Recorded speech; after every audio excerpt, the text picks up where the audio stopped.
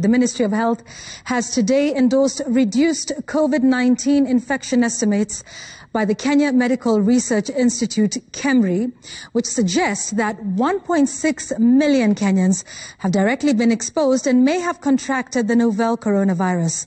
Now, initially, a study by KEMRI had said that 2.7 million had been exposed.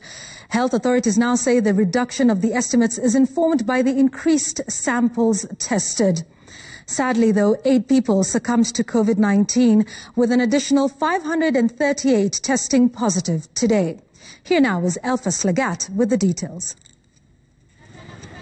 The number of Kenyans exposed to the highly infectious novel coronavirus has been revised down to 1.6 million people, with the Ministry of Health endorsing the reduction in the estimated numbers.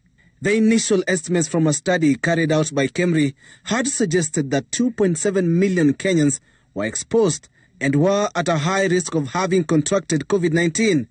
Health authorities say the 1.1 million reduction is due to the increased number of samples tested in the new analysis of antibody tests. When we said that there were about 2.7, by extrapolation, 2.7 million Kenyans who have been exposed to the virus, was based on a limited number of samples. Some 3,098 blood samples donated by Kenyans between 15 years old and 64 were analyzed between April and June.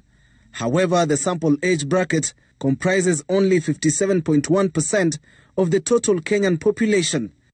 To counter the bias, researchers standardized against regional distribution, age and sex of the Kenyan population, averaging a national prevalence of 5.2%. Blood donors, samples from blood banks, and the number of samples that were available at the earlier time were fewer than the ones now that this study has published this work with.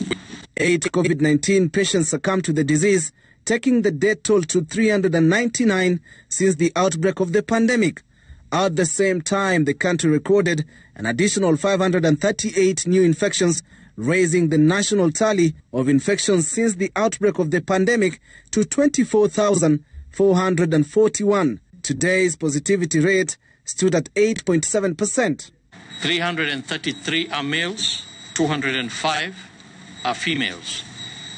The oldest is 85, the youngest is a 2-year-old baby. 514 patients have recovered today, taking the tally to 10,444. 431 patients recovered from home-based care, while 83 were discharged from various hospitals. Breastfeeding mothers, especially those with COVID-19 symptoms or found positive, are required to observe utmost hygiene to keep themselves and their young ones safe.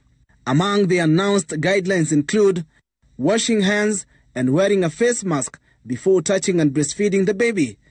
Breastfeeding mothers must also clean before expression of breast milk. An increase in the number of samples tested, KEMRI says, is an ideal way of establishing a true projection of the number of Kenyans who may have come in contact with COVID-19. Elfas Lagat, Citizen TV, Nairobi.